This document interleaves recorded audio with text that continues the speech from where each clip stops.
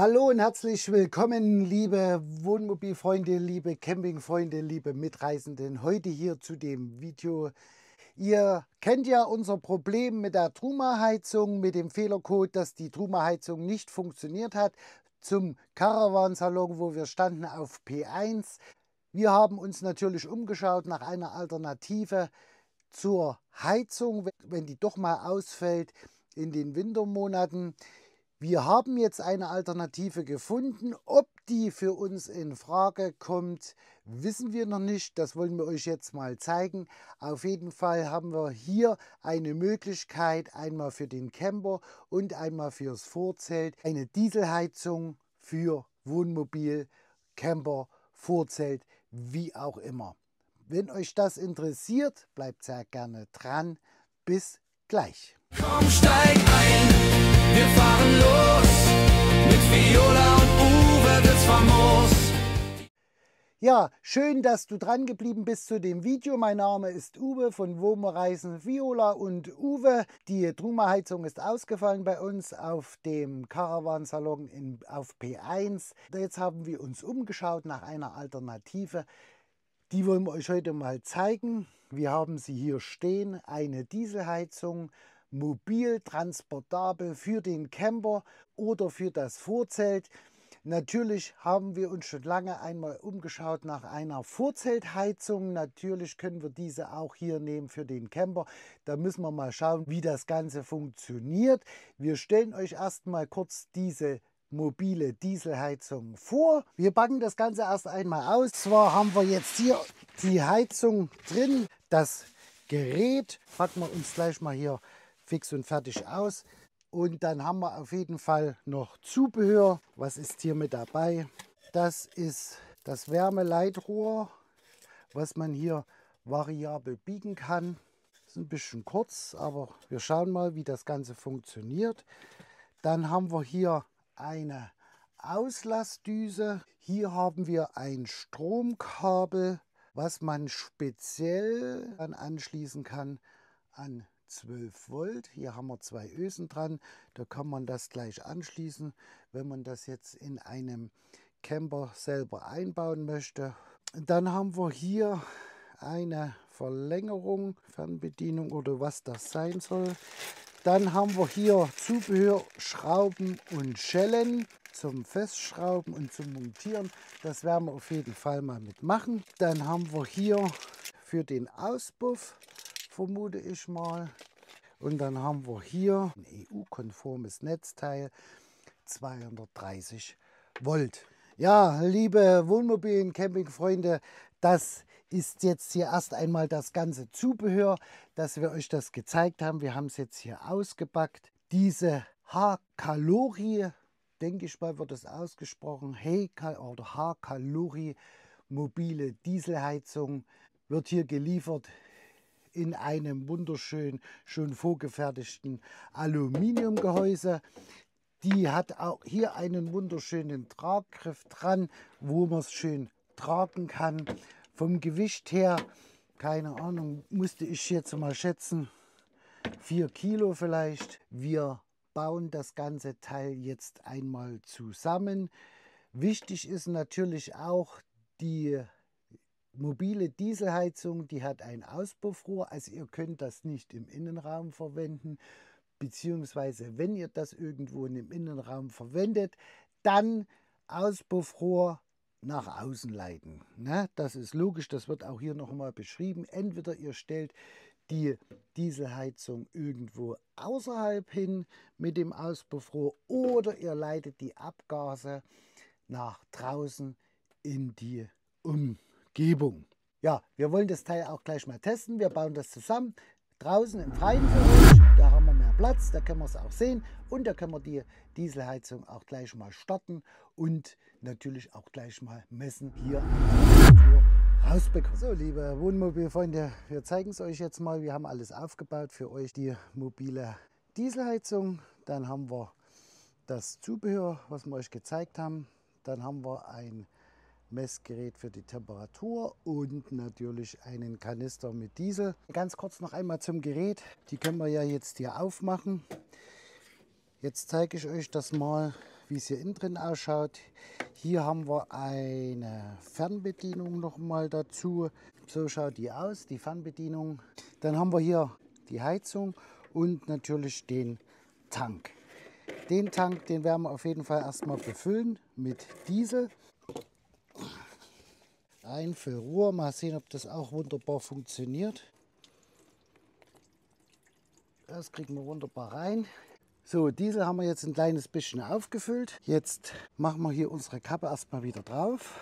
So, den Deckel, den machen wir erstmal wieder zu. Jetzt schrauben wir mal hier ran, Abgasrohr. Das sollte ja so rankommen. Das hier kommt ja mit hier ran. Die Schellen, die lassen wir jetzt mal weg. Das ist jetzt nur erstmal zum Test. Das kommt ja dann oben drauf. Hier brauchen wir auf jeden Fall noch ein längeres Rohr. Ich schließe mal das noch mit an, damit man das schön messen kann. Wenn wir das dann richtig in Benutzung haben, dann wird es ja richtig montiert. So, drücken wir mal hier drauf. Jetzt haben wir das Problem, dass wir das nicht richtig sehen. Ihr hört es, die hat jetzt angefangen zu pumpen. Und damit ihr das Ganze mal seht, wir haben hier 18 Grad. Ich weiß nicht, ob man das sehen kann. 18 Grad steht hier drauf. Aber wir brauchen ja noch eine Weile, weil der Diesel muss ja erst in das Rohrgeflecht hier eingepumpt werden. Und da warten wir mal kurz ab, wie lange das Ganze dauert. Jetzt klackert sie. Ihr hört es. Ich halte mal das Mikrofon ran.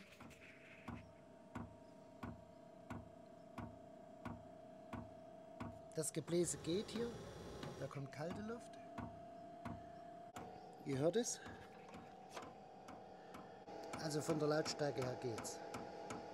Der erste Start dauert immer ein bisschen länger. Wir haben jetzt die höchste Heizleistungsstufe eingestellt. Jetzt hören wir es. Jetzt fängt die an. Es kann sein, dass sie beim ersten Mal Error anzeigt. Jetzt startet es nochmal. So, das ging jetzt relativ schnell. Jetzt fährt es hoch. Jetzt messen wir mal die Temperatur. So, wir haben jetzt hier im Rohr schon 18 Grad. Gehen wir jetzt hoch hier. 23, 24 Grad. Das hier wird jetzt heiß hier. So, wir sind jetzt hier bei einem Luftauslass von 36, 37 Grad. Das Rohr hier wird auch ziemlich heiß, 40 Grad. Ich stehe jetzt hier hinter der Kamera, es sind jetzt 43 Grad, also es bläst jetzt hier richtig warm raus. Jetzt schauen wir uns das nochmal an mit der Fernbedienung. Hier können wir jetzt das Gebläse regulieren. Wir sind jetzt auf Stufe 3, wir fahren mal weiter hoch auf Stufe 10. Also das funktioniert gut. So, hier haben wir jetzt richtig anständig Wärme. Hier kommen jetzt raus 60 Grad, 74 Grad, 76 Grad. Ich weiß nicht, ob man das sehen kann. 76 Grad zeigt es an. Also haben wir hier direkt davor.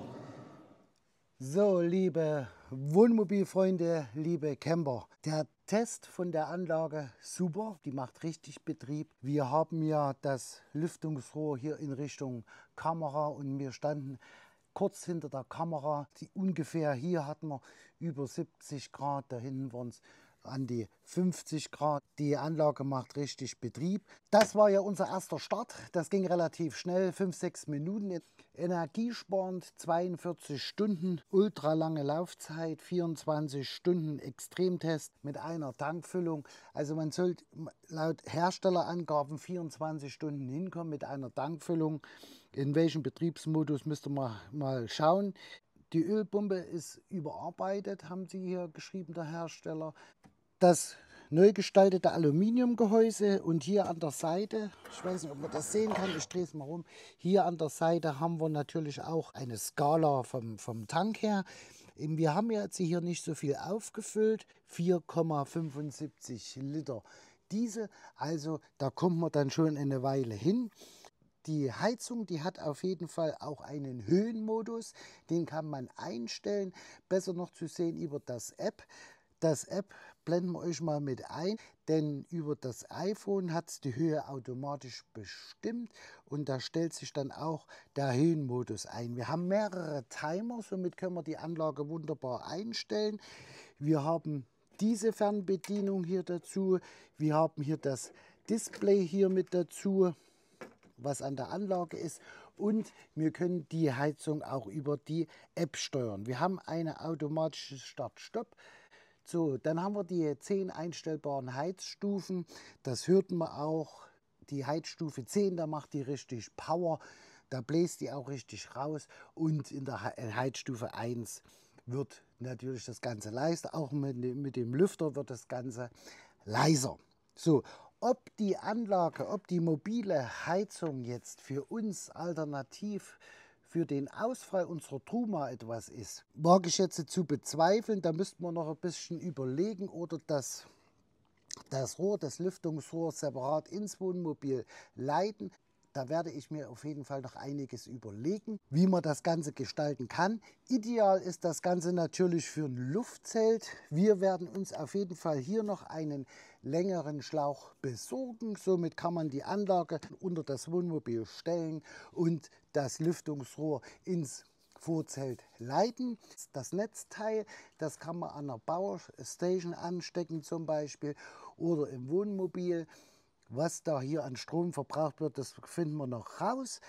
Man kann das auch direkt an 12 Volt anschließen, je nachdem, wie ihr das beliebt. Aber mit einer Powerstation funktioniert das bestimmt wunderbar, wenn man das Haus stehen hat im Vorzelt. Hat man die Anlage komplett im Vorzelt stehen, denkt bitte daran, das Abgasrohr, was wir hier haben, das bitte nach außen leiten. Denkt aber bitte daran, wenn ihr das ins Vorzelt legt und nach außen leitet, das Rohr hier, das wird richtig heiß. Liebe Wohnmobilfreunde, liebe Camper, hier kommt noch schön warme Luft raus. Das Wetter ist ja nicht so toll. Die H-Calori, die mobile Dieselheizung, ein wundervolles Gerät. Von unseren Anwendungszwecke schauen wir mal, das müssen wir mal ausprobieren. Auch wie wir jetzt die Wärme dann ins Wohnmobil leiten können, müssen wir mal sehen, wie wir das hinbekommen, auch hier mit dem Rohr. Auf jeden Fall ist es eine absolut super gute Alternative für unser Vorzelt. Ja, wir haben den Hersteller angerufen, denn der hat uns natürlich das Gerät zur Verfügung gestellt für diesen Test, für unseren Test jetzt, wenn die Truma im Winter ausfällt. Wir testen die Anlage jetzt im Winter auf jeden Fall. Wir werden ein Resümee-Video einmal bringen im Frühjahr. Wenn euch die Anlage dennoch jetzt schon interessiert, wir blenden es unten noch mal mit ein. Wir haben einen Gutscheincode zur Verfügung gestellt bekommen von 20% für euch. Das blenden wir euch mal hier mit ein. MobiUwe20 gebt ihr ein. Ihr geht auf den Link, dann gebt ihr den Gutscheincode ein auf alle H-Calori-Geräte. Im Winter, wir testen das Ganze jetzt aus. Mit dem Wohnmobil, da lassen wir uns noch was einfallen. Entweder es funktioniert oder es funktioniert nicht. Auf jeden Fall werden wir es mal mit dem Vorzelt testen und euch das auf jeden Fall mal zeigen, wie das Ganze im Vorzelt heizt. Wir haben ja das schöne Luftzelt. Wenn wir das Ganze jetzt im Herbst nutzen, die mobile Dieselheizung auf jeden Fall mal mit verwenden. Die hat ja jede Menge Features. Auf jeden Fall werden wir hier, das ist ein Nachteil, das kurze Rohr. Da werden wir uns ein längeres Rohr besorgen. Was wir auch hier beanstanden ist zum Einfüllen. Da wäre vielleicht ein Trichter noch mit angebracht. Da schauen wir uns auf jeden Fall noch mal um, dass wir hier ein 1,5 Meter Rohr bekommen. Und ansonsten ist ja an Zubehör alles mit dabei. Die App-Steuerung ist mit dabei. Das seht ihr, wir haben hier 2 extra Fernbedienungen. Wenn euch das Video gefallen hat, freuen wir uns natürlich wie immer auf einen Daumen nach oben. Und wenn euch die Anlage interessiert, unten in der Videobeschreibung seht ihr den Link. Vergesst den Code nicht, 20% für euch. Wir bedanken uns und freuen uns natürlich und sehen uns wie immer auf den schönsten Plätzen der Welt. Bis dahin, tschüss! Komm, steig ein, wir fahren los. Mit Viola und Uwe wird's famos. Die Welt entdecken, Freiheit pur. WOMO Reisen, unser